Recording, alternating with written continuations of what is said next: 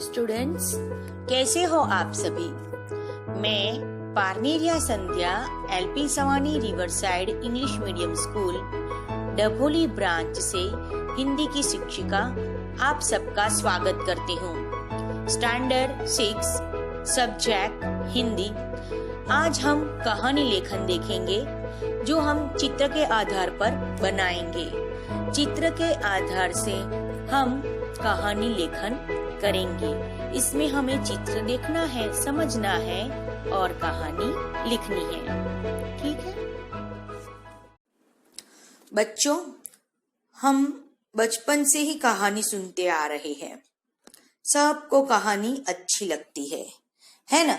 सबको, बूढ़े बच्चे, सबको कहानी अच्छी लगती है।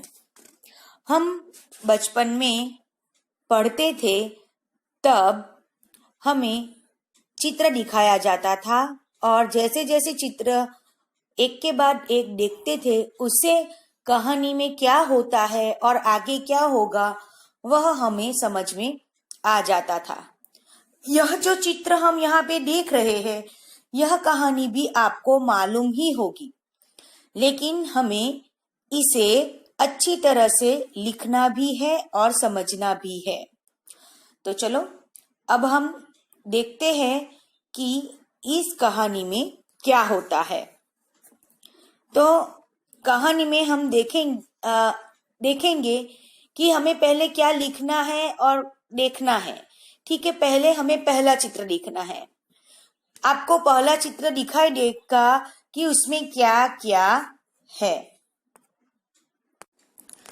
पहले चित्र के बाद हमें दूसरा देखना है, दूसरे के बाद तीसरा और तीसरे के बाद हमें चौथा चित्र ध्यान से देखना है और इसमें क्या क्या घटनाएं एक के बाद एक होती है वह हमें समझना है और लिखना है। तो चलो हम पहले चित्र में देखते हैं कि एक नदी है। एक नदी थी, उसके किनारे एक पेड़ था। ठीक है, हम इसको भूतकाल में लिखते हैं कि एक नदी है और उसके किनारे एक पेड़ है और पेड़ पर एक कबूतर रहता था। कबूतर का आप चित्र देख रहे हैं और पेड़ के नीचे एक चींटी रहती थी। चींटी आपको मालूम है ना। चलो अब उसके बाद क्या होता है दूसरे चित्र में हम देखेंगे कि एक दिन कबूतर ने चींटी को नदी के पानी में डूबते हुए देखा। अब नदी में वह चींटी डूब रही थी और वह ऊपर बैठे हुए कबूतर ने देखा। उसने फौरन एक पत्ता तोड़कर चींटी के पास फेंका। अब वह तो कहाँ पे रहता है? पेड़ पे रहता है और पेड़ पर तो बहुत सारे पत्ते होते हैं। तो फिर क्या हुआ? उस कबूतर ने उस चींटी को बचाने के लिए पेड़ का एक पत्ता तोड़ा और चींटी के पास फेंक दिया। और फिर चींटी ने क्या किया? वह चींटी पानी से पत्ते पर आ गई। वो पानी में डूब रही थी, उसको पत्ता मिल गया और वह पत्ते पर चढ़ गई। अब पत्ता बहते बहते किनारे आया। जो पत्ता था जिसपे वह चींटी बैठी थी वह बहते बहते किनारे पर आ गया। कबूतर ने नदी से पत्ता बाहर निकाल दिया।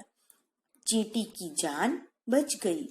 अब वह किनारे पर पत्ता आया तब चींटी की जान बचाने के लिए कबूतर पत्ते को बाहर खींच लेता है। उसने कबूतर को धन्यवाद किया कि उसने उसकी जान बचाई ना, चींटी ने कबूतर की, इसीलिए वह उसको धन्यवाद कहती है। इस तरह कबूतर ने चींटी की जान बचाई, उस पर एक उपकार किया। अब इसके बाद क्या होता है वह हम तीसरे चित्र में देखेंगे। ठीक है, तो अब तीसरा चित्र आप ध्यान से देखिए।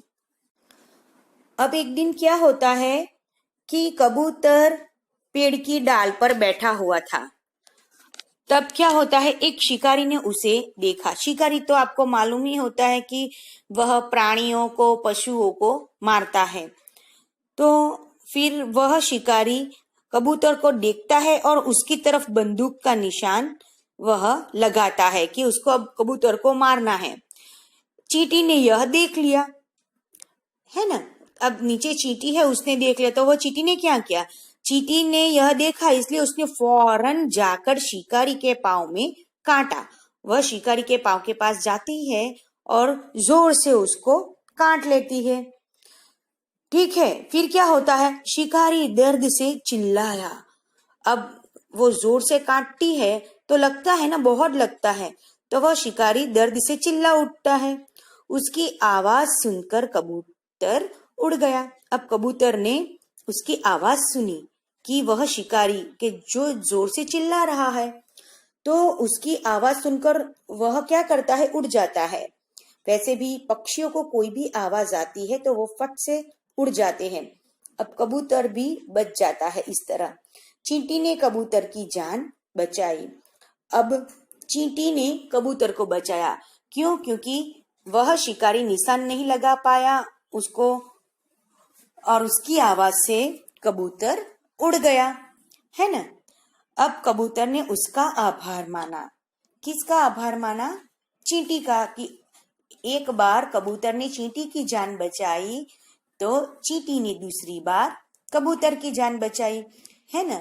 इन चारों चित्र में हम देखेंगे कि दो चित्र में कबूतर चींटी को बचाता है और दूसरे दो चित्र में हम यह देखते हैं कि चींटी कबूतर को कैसे बचाती है। तो बच्चों, अब मैं आशा रखती हूँ कि आपको इस चित्र पाठ में समझ आ ही गई होगी।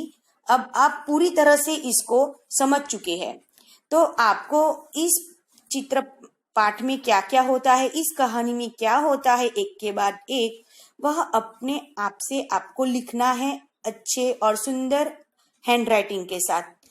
ठीक है, तो अब हम अगले सप्ताह फिर मिलेंगे और अगले सप्ताह तक आपको यह कहानी संपूर्ण करनी ही है। आपको होमवर्क में यह कहानी लिखकर दिखा देनी होगी। अच्छा बच्चों, तो अब हम अगले सप्ताह फिर मिलेंगे।